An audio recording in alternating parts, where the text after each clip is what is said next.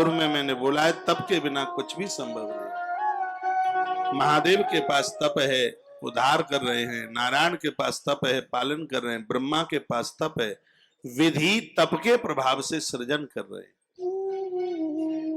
आपने 4-4 कमरे बना दिए हैं, आपने इतना ठाट बाट कर दिया, इतना अच्छा घर आपने बनाया, ये क्या सब बिना तप के हो जाता है? नहीं होता।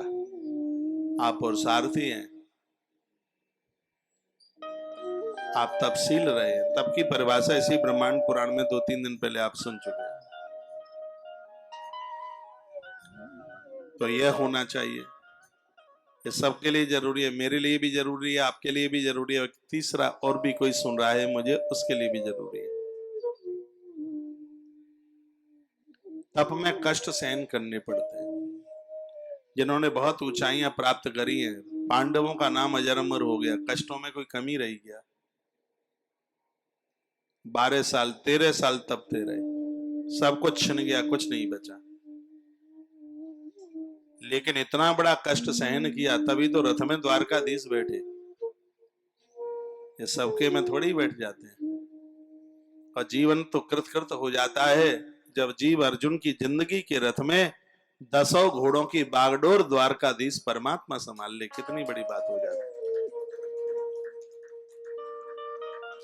एक बात निवेदन करना चाहूंगा, जिसकी इंद्रियां व्यभिचार अपराध नहीं करती, 100% परिपक्व है, उसकी जिंदगी की गाड़ी में द्वारकाधीश बैठ गए हैं, घोड़ों की लगाम संभाल ली।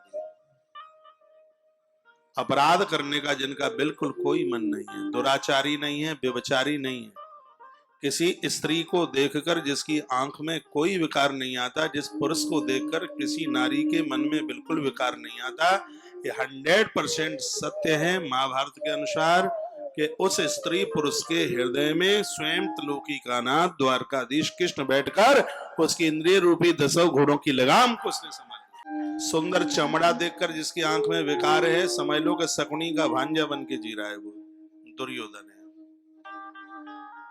पाप के द्वारा तो अपराध ही मन में चल करके आते हैं। सुंदर नारी दिखे तो लगे हो, देखो बिल्कुल मेरी माँ जैसी है ना, मेरी माँ भी तो ऐसी है, ये सांवली है कि भूरी है, बिल्कुल शकल तो बिल्कुल ऐसे मेरी मम्मी जैसा ही है बिल्कुल।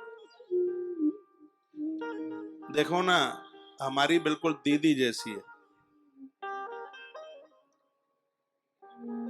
देखो ये हमारी बिटिया जैसी है। हृदय की भावना यह होनी चाहिए। ऐसे लोगों के लिए भगवान के विमान ही आते हैं लेने के लिए, और ऐसे लोग उंगलियों पर गिनने वाले मिलते हैं। ये संसार के बेकार खाज खुजली की तरह है, मरने का काम न करे कोई तो ठीक है। ग्रंथ ने बड़ा सावधान किया है, सावधान रहिए, इस उल्टे पुल्टे से बचने की कोशिश कीजिए। कहानी नहीं है समय पास करने के लिए, टाइम पास मूंगफली नहीं है कथा। कथा एक परिवर्तन है, कथा के द्वारा जिंदगी परिवर्तित होती है। इस कथा में परिवर्तन होना चाहिए।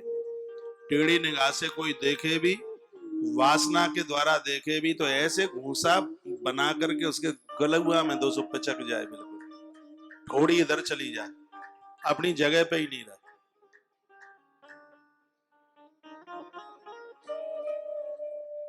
गलत कर्मों से खुद बचिए और अपनों को बचाइए।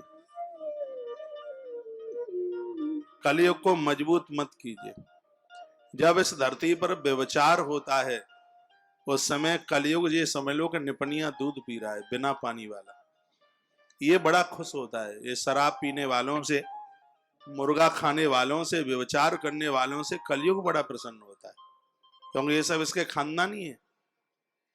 वो भागवत में कथा आती है ना, परीक्षित राजा ने इसको 4 जगह दे दी, उसमें व्यभिचार भी है, हिंसा भी है, उसमें शराब की बोतलें भी हैं। 16 तारीख से सुनोगे ना पूरी बात भागवत जी में। भागवत 16 तारीख से शुरू हो रही है। पूरा साल हो गया है आपको विविध पुराण सुनते हुए, लेकिन भागवत के बिना ये 18 पुराण पूरे नहीं है। श्रीमद् भागवत तो ऐसे समझ लो जैसे किसी यज्ञ का नारियल वाला पूर्णाहुति की आहुति। पूर्णाहुति की आहुति का मैं तो जानते हैं, हाँ, तो 18 पुराणों की पुड़ावती है श्रीमद् भागवत, और बड़ा मन लगेगा इसको सुनने में।